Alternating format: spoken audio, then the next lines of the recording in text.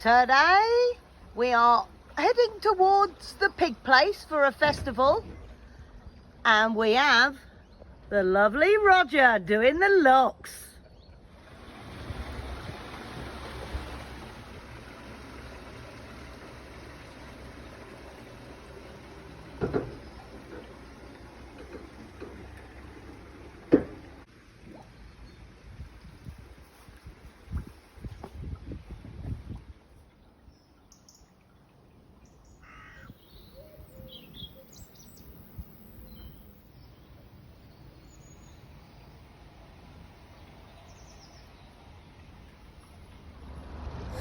We had to go 1.5 hours down the canal before we could find somewhere to turn so we can go in the direction of the pig place.